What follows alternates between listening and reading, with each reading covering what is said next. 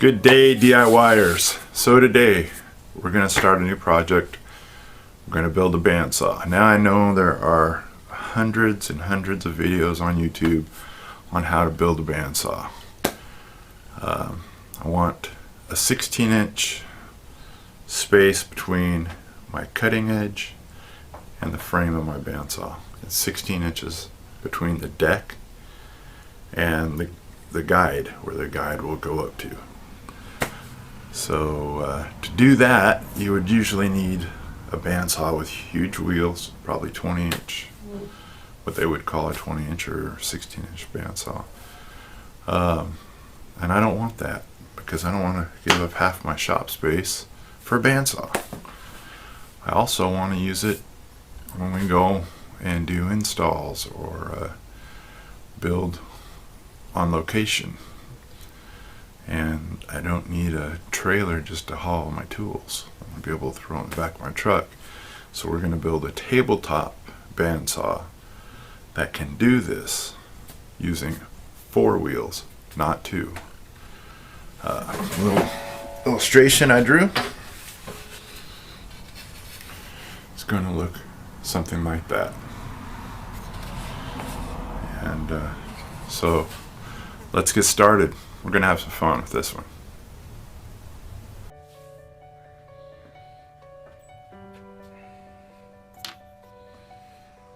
Well, first we're going to start out with this little tool I made, kind of like a compass. Made sure that it was 3 inches from point to point, because I'm making 6-inch wheels. Pretty simple to make. Works good. So we're going to use MDF as a material for our wheels. Find a spot here. I'm trying to conserve as much material as I can. So once I find the spot, I want to bear down on the screw just a little bit. It's to make an indentation so I know where my center point is.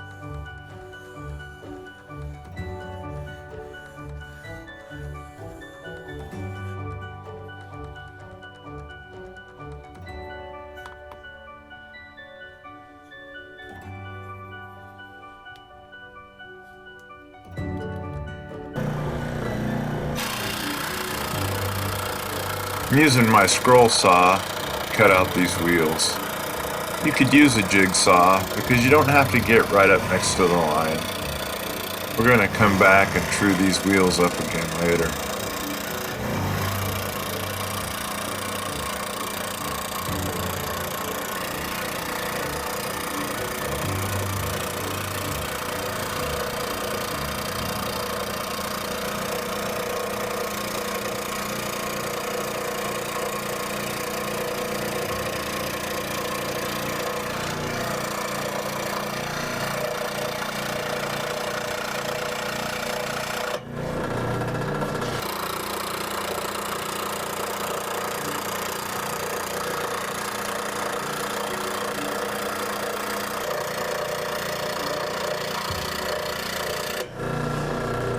I would like to also bring up some safety stuff.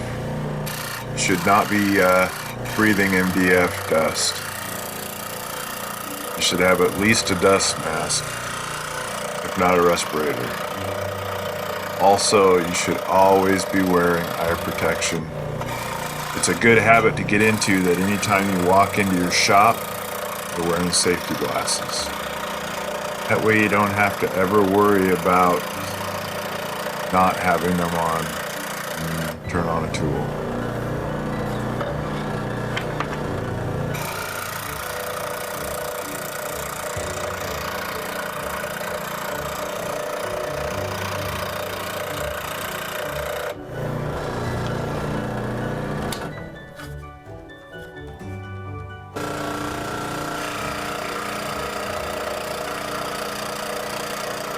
Hey, we're almost there. Had to cut out 8 of these. We're going to be gluing two together for one wheel.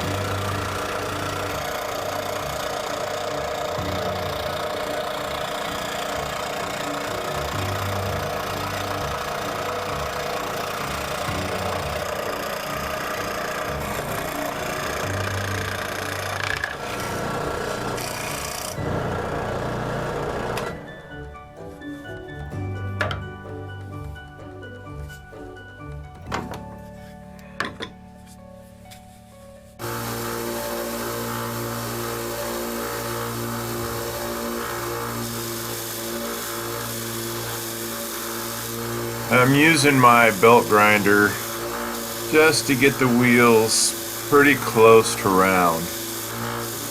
I'm not attempting to make this the final finish on the wheel. Just getting it real close to the line and taking off any bumps that I can see sticking way up. We are going to probably turn these wheels.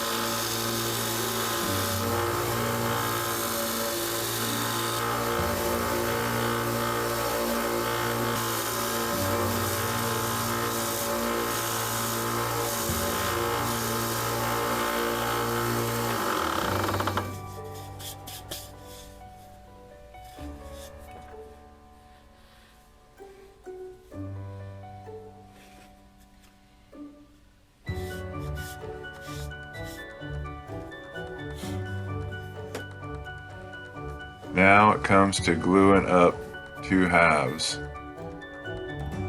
Now I probably overdo it a little bit on the glue here, but you want to make sure you get plenty of glue on the wheel. I'd rather have a little bit too much squeeze out than a spot in the wheel that didn't get any glue, because once you get this thing moving and going, that could cause a weak spot. That could cause a wheel to come apart during operation, and you don't want that. So pull them back apart after you stick them together and make sure you got glue pretty much all the way around them, and then throw a touch of salt just to when you're clamping together, it keeps the wheels from sliding all over the place and end up being way off.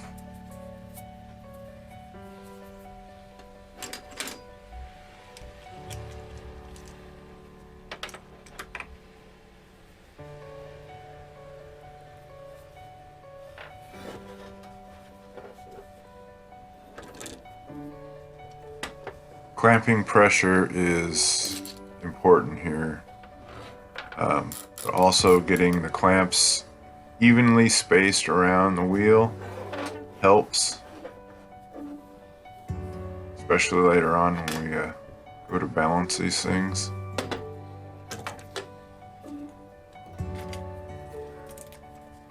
Now you don't need a lot of pressure when you squeeze these together. You do want to squeeze a little bit of glue out, but you don't want to squeeze all the glue out. You want to leave some of that glue in there to hold the wheels together, to hold the two halves together. So get it to where it just snugs up, and then give it a little bit more of a turn. Probably 5 pounds of pressure on it. But whatever you do, if you're going to do 5 pounds on one, you got to do 5 pounds on three. You're up. Gotta throw that salt over your shoulder if you spill salt. I don't know why. I never got a chance to ask my grandmother why, but she always did it.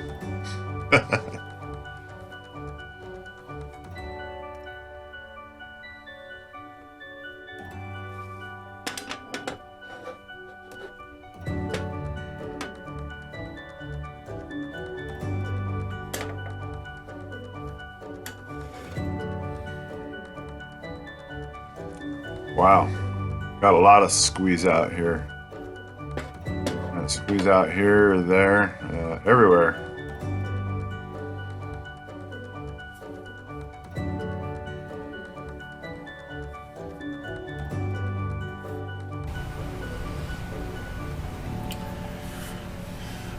Well, I wanted to show you the motor I'm going to be using. I bought a table saw at a garage sale for 25 bucks, and what was wrong with it was the mechanism that tilts the blade was broken. So I cannibalized it. Took the nice 3-horse motor off of it. The safety switch. The overheat breaker. The box. And a red knob. Red knob I might use on this project. I might put it in a drawer and use it on something else. It's always nice to save those things, though. But one of the things you want to do is make sure you mark your rotation on your motor before you pull it. That way when you use it for whatever project you have going, you'll know the way that it spins when it's hooked up correctly. The last thing you want is a bandsaw with the blade running upward. That would be really hard to use. Anyways, so I'm going to get this thing cleaned up and we're going to move forward.